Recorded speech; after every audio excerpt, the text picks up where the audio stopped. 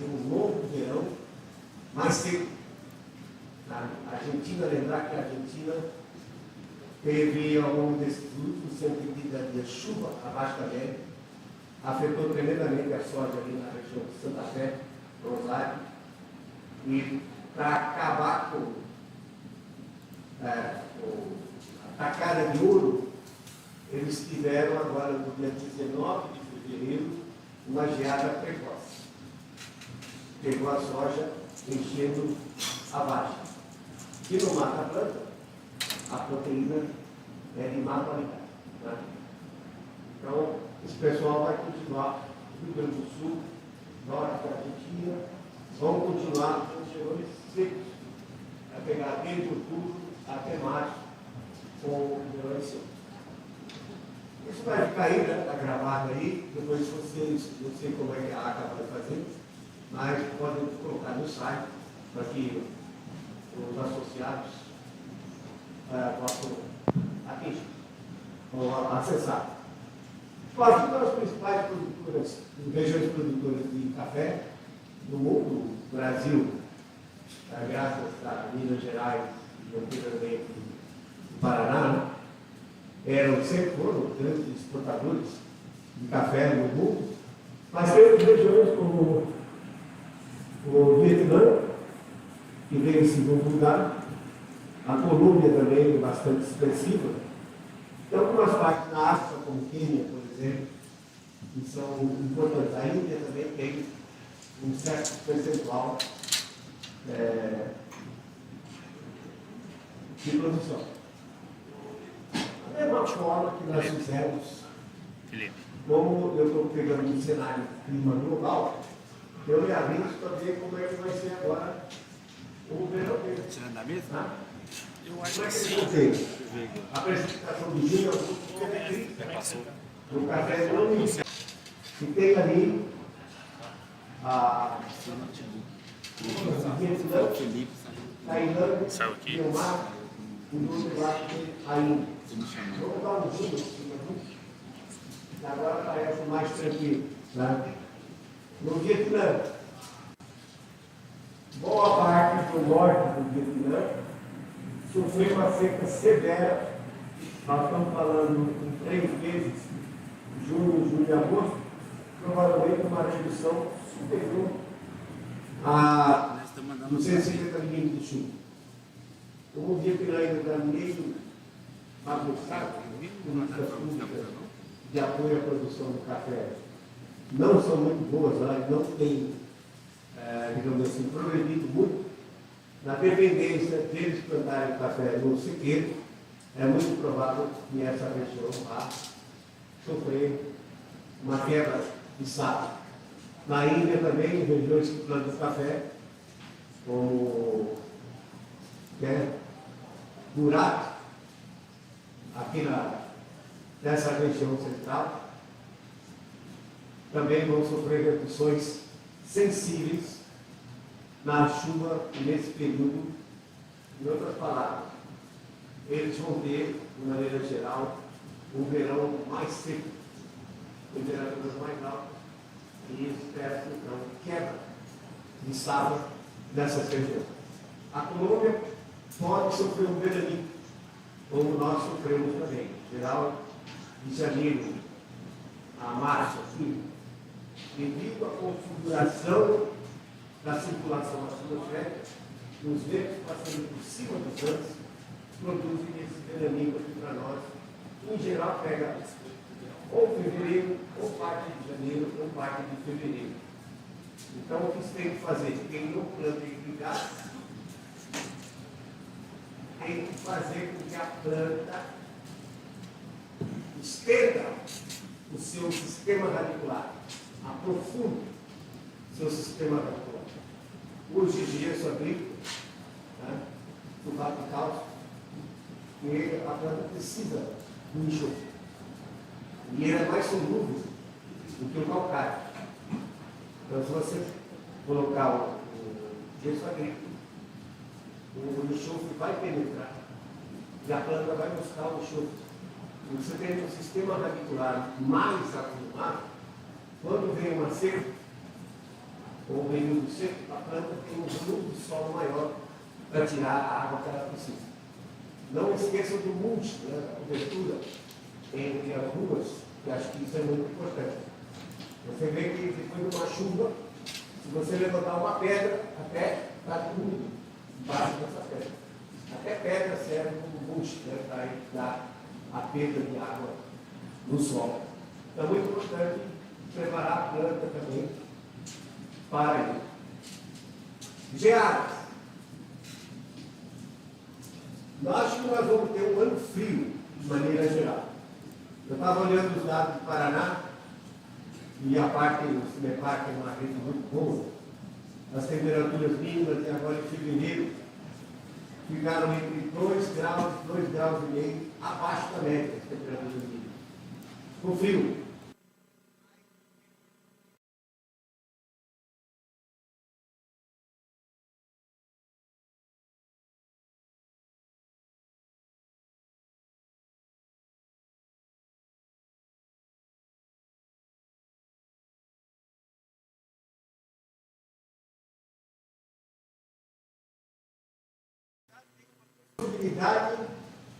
Alguém falou em abril.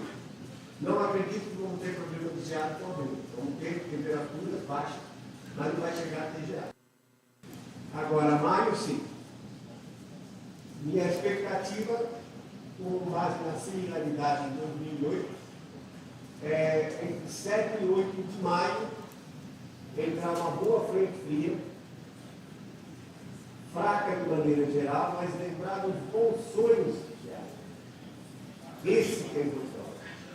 Porque durante o período de 76 a 2005, reconhecidamente o clima global aumentou a temperatura. E essas regiões que antes não eram plantadas, passaram a ser usadas. Por quê? Porque o clima quente. Não tinha geada, então vamos aproveitar a terra. Engano. É como aquele cara que vai ali na represa, a represa baixou, ele vai e planta o café dele seguindo o retrocesso da água. Quando está o ano de cheia, o café fica debaixo da água. Perdeu? Perdeu. Não é privilégio nosso, não. Ano passado aconteceu na Alemanha. O rio estava seco, tá? Ao longo desses anos todos, 10 anos, o pessoal avançou e ocupou a planície de inundação do rio. Chega um dia, cai uma chuva boa, aí fica todo mundo se lamentando. Não, porque perdemos tudo que nós tínhamos. Primeiro, quem vai nesse lugar é pobre. E pobre não tem nada a perder. Então não tem que ficar lamentando. Se invadiu uma terra que era propriedade do rio, ou aqui, se invadiu uma terra que é bolsão de geada. Lembrar também da parte climática. Se a pessoa encosta para leste, sudeste, ela começa a esfriar mais cedo. Logo depois do meio-dia. Aí o ar frio, ele é pesado, ele é como água. Ele desce e vai se acumular nas partes baixas. Então, nós encostamos para leste, tem esse problema durante o inverno de ser mais propenso à criação. Primeiro, se tiver umidade, vai deixar o fundo úmido, pode dar fundo. E segundo, nas partes mais baixas, acumular a frio e ter geada. A minha preocupação é com essas duas aqui. Ó. Julho. Uma em sequência da outra. Você lembra do mal? Julho de 75. Lembra, né? Deu aquela primeira. Ah, isso aí é fraquinho, tem problema. Acho que foi inclusive no dia 9 de julho. Quando veio a outra, no dia 18, famosa geada negra, acabou com o café no Paraná. Não sobrou nada. Círculos, eucalipto, tudo que tinha, acabou. Então, a minha preocupação é essa duas, se realmente ocorrer, vamos torcer para a previsão estar errada. Mas outro ponto também, é aquela última ali, ó, você vê. Ainda encontramos geadas em setembro, obviamente nos bolsões de geada. Você resolve o problema de geada? Não resolve. O professor Ângelo Paes Camargo dizia, não tem como. A única solução é não plantar nos locais de bolsão de geada. Aí perguntava, o seu avô disse que era para plantar ali? Disse, não, meu avô disse que não era para plantar ali. Então por que você plantou? Tá? Então a única forma da gente ter de se livrar das geadas é não plantando nos lugares que são suscetíveis à formação de geada. Cenário para os próximos 15 anos. Não vou nem usar modelo de clima, porque modelo de clima não serve para nada. Modelo de clima não tem um ciclo hidrológico resolvido. O modelo não sabe fazer pinharudo, não sabe fazer chover. E para nós aqui nos trópicos, avaliar o mais importante é chuva. E se o modelo não sabe fazer chover, o resultado dele não serve para nada. Então esquece o modelo. Toda a política que está sendo feita hoje mundialmente é em cima do modelo de clima. Nada em cima da história do clima. Em cima, projeções absolutamente ridículas, como o IPCC, Painel Intergovernamental de Mudanças Climáticas, que diz que no ano 2100 a temperatura do mundo vai estar 5,7 graus acima do que hoje. Se isso acontecer, a agricultura tropical já era. Não aliviada. Mas quando a resultado do modelo, não tomamos conhecimento. O que a gente tem que olhar são os principais controladores do clima. O Sol, sem dúvida, é o maior deles. Porque não existisse Sol, não existiríamos nós. Por isso que as civilizações antigas, elas tinham o Sol como Deus. É dele que emana a vida do planeta. O Sol não é um astro bem comportado. Ele é muito irritado, varia muito. Às vezes ele está calmo, tá? Como foi aqui nós temos um ciclo de 11 anos de manchas solares, sai de 0 manchas, atinge um pico em 4 anos, depois leva 7 e decrescendo. Note que cada pico é diferente ao longo desses anos desde 1749, esse observatório de Zurich. Então teve um mínimo há 200 anos atrás, em que apareceram 2 ciclos de manchas, com muito pouca mancha, conforme se pode ver na escala vertical. Depois isso se repetiu, 100 anos depois. E levou a Leibniz, que era o diretor do observatório, a postular que o Sol teria um ciclo, além do ciclo de 11 anos, teria um ciclo de 100 anos aproximadamente. E agora os físicos solares já estão dizendo que o ciclo 25, que é esse que nós estamos vivendo, já começou em 2020 e vai ser um ciclo de baixa atividade solar inferior àquele de 200 anos atrás. Para a Europa é muito ruim você ter um Atlântico frio, porque os ventos sopram daqui dos Estados Unidos, Canadá, os ventos sopram daqui, passam para a Europa. Se essa região estiver mais fria, os ventos vão ser mais frios e mais secos. Na Europa não pode passar por períodos de verões mais frios e mais secos nesses próximos anos. Então está tudo a ver com a indicação que há, de fato, que nós podemos esperar um resfriamento do planeta. Mas eu também trabalho com uma outra hipótese, que é a mudança na circulação. E vou explicar para vocês. Olhem essa animação aqui. A região preta e vermelha é um jato polar. Inicialmente ele segue um círculo de latitude, mas com o tempo, anos, ele vai quebrando e formando essas ondas. Nós chamamos de ondas pirrosas. São ondas de torno de 8 mil quilômetros por hora. 4 dessas em volta do mundo. Aí o que acontece com as ondas pirrosas?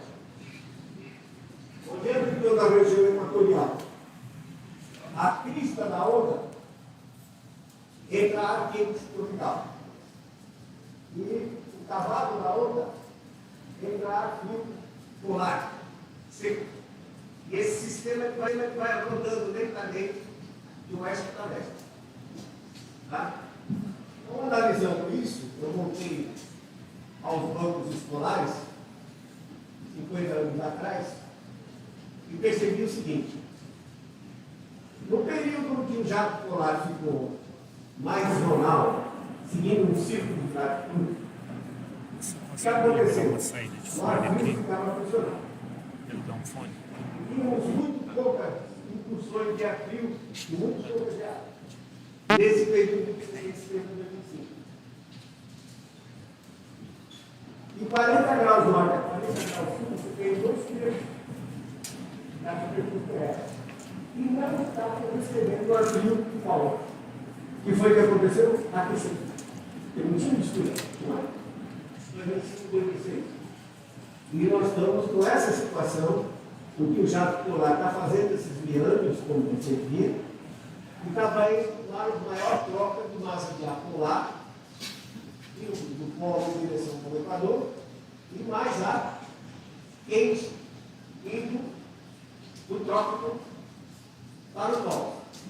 Então, vou dar um exemplo. Em 2021, aconteceu a nossa geada aqui. Tá? Mas já antes, em fevereiro, os Estados Unidos, o leste dos Estados Unidos, estava sob uma onda de ar polar. Okay. E a Europa recebendo ar quente do Saara. Final de fevereiro, as plantas já estão. Primavera chegou. Soltaram os brotos. 2 semanas depois, a massa de ar polar matou 40% desse broto. Como aconteceu aqui, né? No café. Então, essas coisas vão ocorrer mais frequentemente. Vai haver maior troças de massa de ar polar, que para nós é ruim, porque causa geadas mais frequentes, mas para eles também é muito pior, porque mexe com o inverno. O inverno tende a ficar mais longo, ou causar desastres como esse da planta chá, que já está na hora de produzir, no caso, plantas perenes. Então, a minha opinião, voltando então aos bancos escolares, eu relembrei o que os professores diziam sobre índice de circulação atmosférica, o ICA. George Vanderlei, russo, que existe durante a Guerra Fria, que escreveu no russo e ninguém prestou atenção. Mas é dos períodos que havia uma de massa de ar polar, e período que não havia prova. Ele fez essa curvinha aqui, pequenininha, essa mais grossa é a temperatura global que há a tendência de aquecimento. Então, nós temos que o índice ele vira 4 anos na frente, mas eu superpus só para vocês verem que de 1916 a 1945, o índice cresceu e a temperatura global aumentou. De 46 a 75, o índice decresceu, culminando com aquela geada de 75, e a temperatura decresceu. Em 76 a 95, esse aquecimento, vamos dizer que é o índice subiu e a temperatura também. A pergunta que fica é: o Deus está baixando? Muito provavelmente, vocês veem que são picos de 25 anos. E em uma escala de tempo relativamente pequena da natureza, mais grande do mundo, 300 anos, 400 anos. Esse ciclo parece ser muito ciclo de 30 anos. Então, a minha proposta é essa. A partir de 2006, a gente começou a observar já algumas geadas aqui no sul. E isso deve durar até 2034, 2035. Nós devemos ter, de novo, o retorno do aquecimento. Então, lamentavelmente, nesse próximo período, nós vamos ter uma frequência maior de invernos ligeiramente mais frios, mas o que mata planta, não é o inverno ser mais que mata a planta, é aquele evento de massa de ar polar, e baixa temperatura, ainda baixa, inverno e frio. Eu acho que esses próximos anos, de 2026 a 2035, nós vamos ter situações como essa. Por exemplo, já no prenúncio do nosso inverno, massas de ar polar, na sequência, saem dos Estados Unidos, o ar polar está atrás e o ar tropical está no meio. Aqui tem outra frente que antecedeu a Terra. Ocorre um abaixamento de pressão atmosférica aqui, e as nossas frentes sobem rapidamente, produzem muito pouca chuva no sul e sudeste. Exemplos como esse, ó, 21 de maio, ar polar chegando até a Amazônia. Dá para ver toda a região esbranquiçada e a frente fria chegando até a Amazônia. Outro exemplo, rapidinho. Durante o verão americano, as massas de ar polar continuam entrando, vão produzir nuvens de chuva aqui, o ar sobe aqui e desce em cima do Brasil, provocando um sistema de alta pressão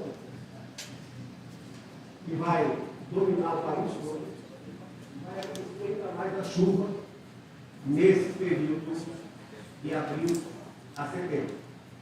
Mais uma vez, irrigação se faz necessária nesse período.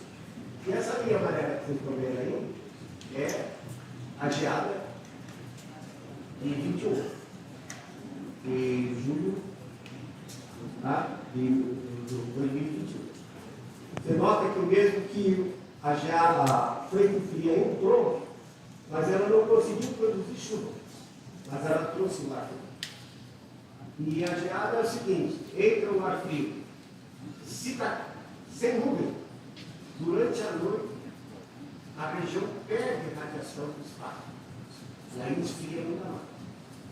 Você vê que a geada ela não é tão ruim no primeiro dia, mas depois no segundo e terceiro, se o céu continuar ali, a superfície vai perdendo e a temperatura baixa. Tá? Então nós vamos ter isso mais frequentemente nesses próximos dias. Esse satélite é maravilhoso. A cada 10 minutos você tem uma imagem nova. Então aconselho a todo, e é grátis. Você pega diretamente da NASA, já tem animação, são 6 imagens por hora, tá? 144 imagens por dia. Todo produtor rural, antes de ir para o campo, devia consultar a imagem, para ver se tem tempestade se aproximando.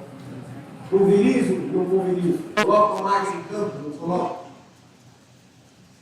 Olhando, você está vendo quase em tempo real o que a atmosfera está fazendo. Depois eu passo para vocês isso aí, que é muito importante vocês usarem uma ferramenta fantástica que está disponível e não custa nada. Podemos monitorar também outras regiões do mundo, tá?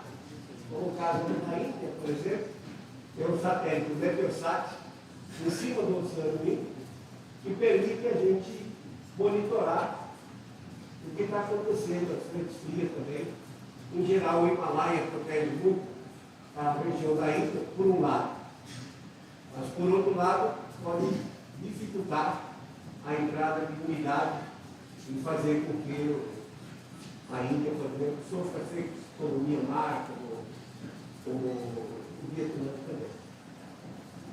Lembrando que nos últimos 10 anos, de 2011 a 2020, eu fiz análise aqui e percebi que essa região do Vale do São Francisco, em Minas Gerais, sofreu uma queda razoável de chuva. Tá? Como os fluviões são pontuais, eu peguei o fluvião de São Romão, o Rio São Francisco, e vi que nesses últimos 10 anos houve uma redução de 40% na razão do São Francisco. Eu espero que tenha acabado. não vai ter mais isso. Mas esses últimos 10 anos foram realmente muito ruins para o produtor em função disso. Principalmente no El Niño de 2015 e 2016. Terminando, por similaridade a 2008, eu diria que nessa região vamos ter chuva na média, fechando o ano, em torno de 1.400, 1.450, 1.500 milímetros. De abril a junho, um pouco acima da média, espero uns 150 milímetros acumulados. Julho a setembro, um pouquinho acima da média, 20%, ainda uns 60 milímetros. De outubro a dezembro, também um pouquinho acima, chove bastante, 650 milímetros. É muita água, né, Rogério? 650 milímetros acumulados, 3 vezes a muita água. De janeiro a março, abaixo da média, o bravo veranico, possivelmente, ou pegando fevereiro, ou pegando do dia 20 de janeiro até umas 3, 4 semanas. Por isso eu acho que é muito importante as práticas culturais. Né? Acho muito importante, volto a dizer, você enriquecer o solo com matéria orgânica, manter o mulching entre linhas, aprofundar o sistema radicular e, acima de tudo, nós só vamos progredir agora quando nós começarmos a incorporar bactérias no sistema radicular. Durante muitos anos, os agrônomos só olharam a parte aérea. Está amarelinho aqui, está potássio, potássio.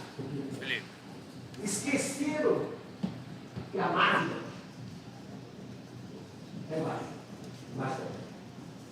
O sistema radicular é o nosso intestino delgado. Tudo que a gente come vai para lá. E os bilhões de bactérias que existem aqui vão selecionar o que o meu corpo precisa. Quem é que faz isso na planta? O sistema radicular. E antes não era tratado, nem se preocupava com o sistema. Ele entra. Hoje está bem. Basta vocês me responderem assim. Ele é duplo, ele tem todas as funções. Microfone, Quem é que aduba a floresta amazônica? Já está aí mais de 10 anos. entrada, microfone. Eu vou colocar aqui a como entrada. Mas tem bactérias. Então, bactérias são fundamentais do cultivo. Milhões, milhares. Você vai poder selecionar o time de bactérias que vai bem aqui em Araguari, não vai bem em Uberaba, não vai bem em Uberlândia. Você vai poder selecionar as bactérias que vão estar adaptadas àquelas condições microclimáticas do solo. Simbiose. A bactéria gosta do que a raiz produz, os açúcares. Em compensação, ela solubiliza potássio. Por exemplo, fósforo que está lá e a planta não consegue.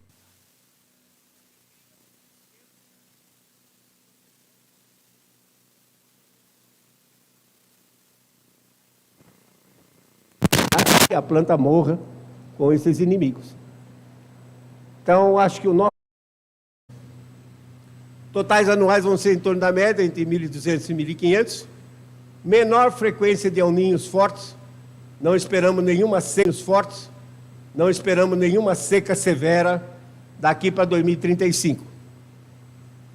Atenção, frequência maior de tempestades, podendo ter até granizo, principalmente na virada da estação do inverno para o outono, que as camadas de cima estão muito frias, 10, 12 quilômetros de altura, 3, 4 graus mais baixo, a nuvem cresce, ela passa do ponto de congelamento e que você tem granizo. Mais frequentemente agora, está sendo um problema sério, tanto quanto as geadas. Redução no número de dias com chuva no período seco. Irrigação se faz necessário. Invernos e primaveras mais frios. E aí que entra um ponto fundamental. O que mais são as regiões fora dos trópicos. Estados Unidos, maior produtor de grãos, né? São 480 milhões de toneladas. Qualquer quebra pequena, como eu mencionei, uma quebra de 9% na safra do milho, 9% não é nada, são 32 milhões de toneladas fora do mercado. O que acontece? O preço sobe, a soja sobe, o milho sobe, como isso são insumos para a ração, sobe o frango, sobe o suíno, sobe tudo mais. E o café vai na esteira da subida também. Então, esses países, Europa, China, a gente nunca tem dados precisos do que aconteceu, mas a gente sabe que sofreu o impacto do clima. Vão ter mais frequentemente quebras na safra. E o mercado deve permanecer em alta. No hemisfério sul, a Austrália é muito pouca coisa, a África do Sul não tem nada, mas tem a Argentina. Daqui nesse ano, a gente acompanhando, mais de 180 dias com chuva abaixo da média, na região ali de Santa Fé, Córdoba, Rosário, e para completar com um feixe de ouro, essa geada prematura do dia 18 de fevereiro, né? Que pegou muitas regiões ainda com a vagem enchendo o grão. Então é isso que vai acontecer no mundo. Índia, Vietnã vão ter verões mais secos, o que vai prejudicar também o café não irrigado. 97%, Rogério, do café na Vietnã é robusta, né? 97% é robusta, sem irrigação. E agora mesmo, em janeiro, a Índia teve temperaturas, a norte da Índia teve temperaturas abaixo de zero, e o Vietnã, em dezembro e em fevereiro, teve temperaturas que chegaram a 4, 5 graus, e nas regiões mais altas chegou a nevar, acima de 500 metros de altitude. Então, eles vão ter problemas sérios mesmo. De resto, clima varia por causas naturais. Vem aí a mídia dizer, não, porque a inundação, não sei aonde, é causa da mudança climática. Conversa. A cidade de Passau, na Alemanha, na Catedral, tem lá um ranking das maiores inundações que a região sofreu. A mais severa foi em 1501. 1501. Qual a maior de Paris? 17 de janeiro de 1910. E a de São Paulo? 29 de janeiro de 1929. Qual era o desmatamento da Amazônia, ou mudança de clima, há 100 anos atrás, capaz de produzir esses fenômenos? Como a seca, por exemplo, de 1887 a 89, que matou 500 mil de nordestinos. Nenhuma. Isso mostra que a variabilidade do clima é perfeitamente natural e que o homem não tem condições de mudar. Não sou a favor de desmatamento, mas eu digo para vocês, do ponto de vista científico, se nós tirarmos a Amazônia todinha, o que na presente taxa de desmatamento ia demorar uns 700 anos, o clima global nem ia perceber, porque é uma área de 1%, 5 milhões de quilômetros quadrados, em 510 milhões de quilômetros quadrados.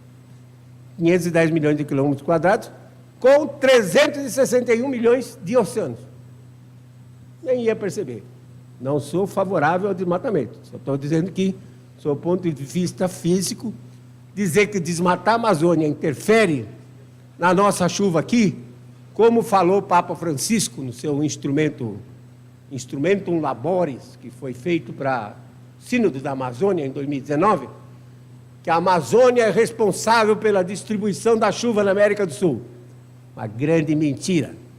O Papa devia ficar naquela de catequizar a população e não entrar em searas que ele não entende absolutamente nada. Então, a Amazônia não tem interferência na nossa chuva, tanto assim E nós já tivemos chuvas muito acima do normal e secas também no passado, em que o desmatamento praticamente não existia. O CO2 não é o vilão. Aquecimento global foi natural, vocês viram. Pelo menos 2 bons argumentos. Redução da cobertura de nuvens e também mudança na circulação, segurando o ar polar nos polos. Foi esse aquecimento que aconteceu, natural. O CO2 não é um vilão. O CO2 é o gás da vida. Pensa na hipótese absurda de nós acabarmos com o CO2 na atmosfera terrestre. Hoje está em 400 partes por milhão. Uma planta C3, como o café, por exemplo, no interior da célula, é equivalente a 200 partes por milhão. Como é que a planta engole CO2? É pela diferença de pressão. Se fora a pressão do gás é maior, dentro da planta é menor, a planta, através dos estômatos, vai engolir. E planta não tem uma bombinha para ficar chupando o CO2. É a diferença de pressão.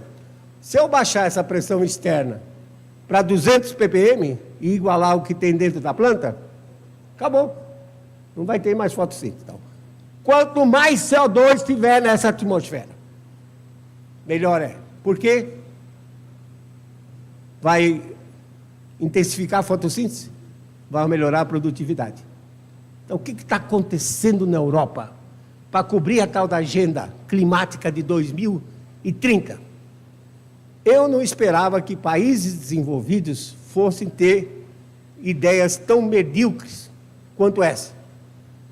Estão proibindo os produtores de usarem diesel nos tratores. Porque queimando diesel libera CO2 e aquece o planeta. A última agora é proibição de usar compostos nitrogenados, como ureia. Sei, porque você coloca a ureia no solo, o nitrogênio volatiliza, combina quimicamente com o oxigênio da atmosfera e produz óxido de nitrogênio, e os óxidos de nitrogênio aquecem o planeta. Vejam o que está acontecendo. Na sexta-feira passada, a Eslovênia, o pessoal botou, os produtores, mais de 5 mil tratores para atravancar as estradas contra esse tipo de política idiota que está sendo feita na Europa para cumprir a tal da Agenda Climática 2030.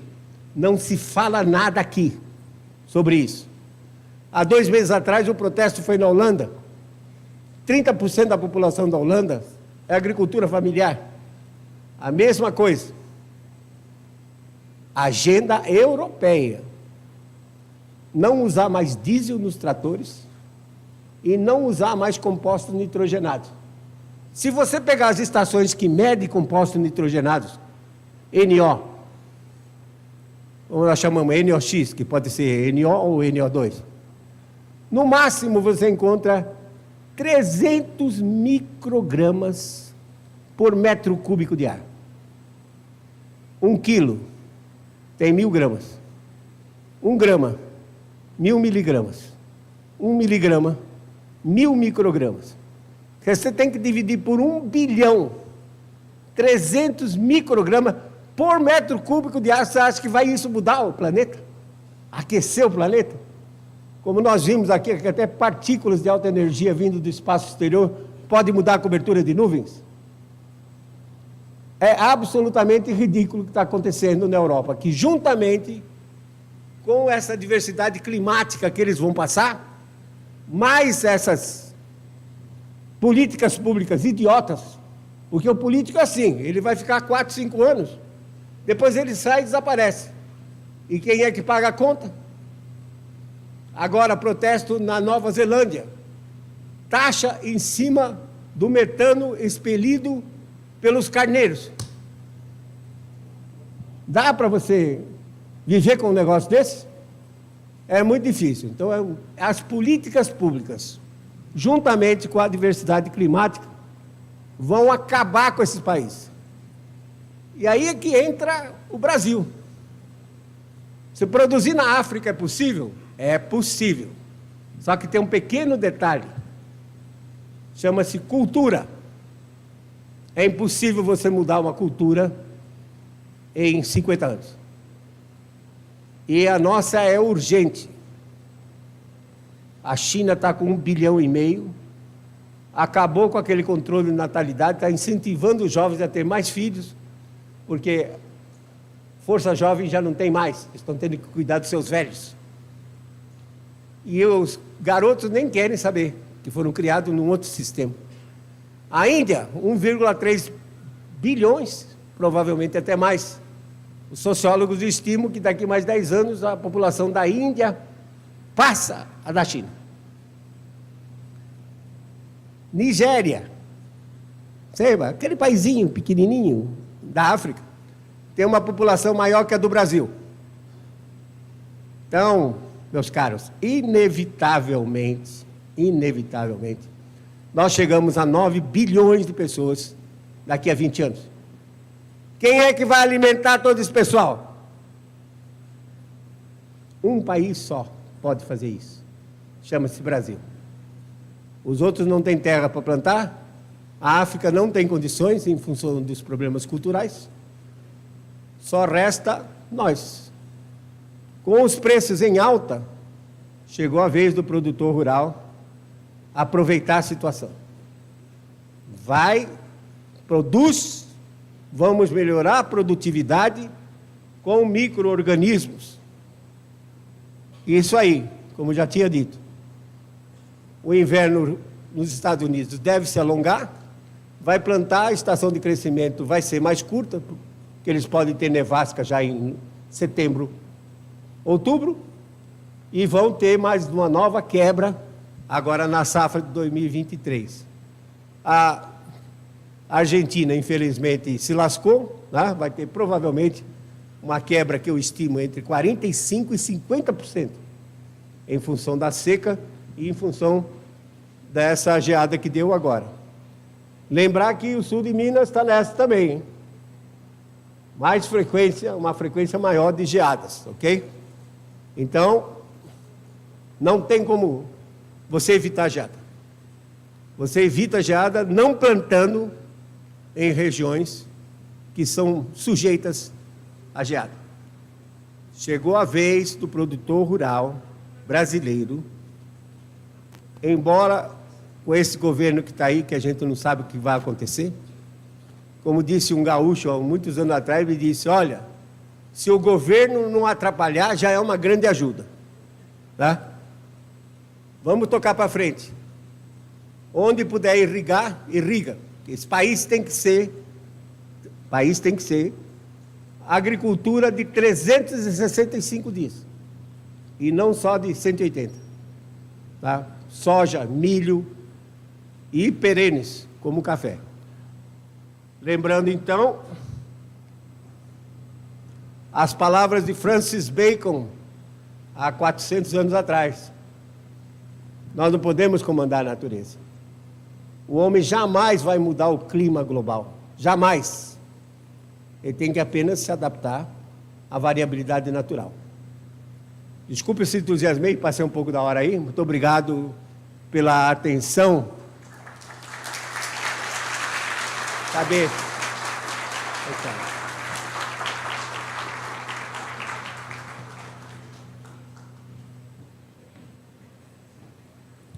Obrigado, professor. Bom, nós vamos abrir para 2 perguntas para dar andamento no evento e seguir o horário, por favor. Deixa eu pegar o outro microfone, professor, que aí o senhor fica com esse e eu levo esse para o...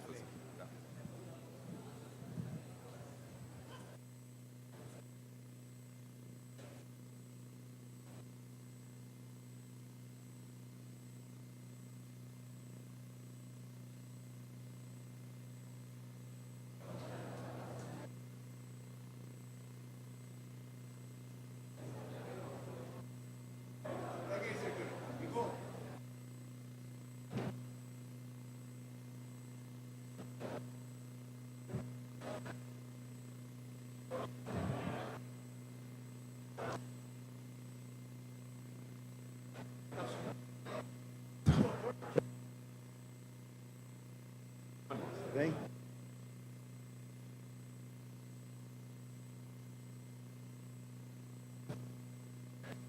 ligado.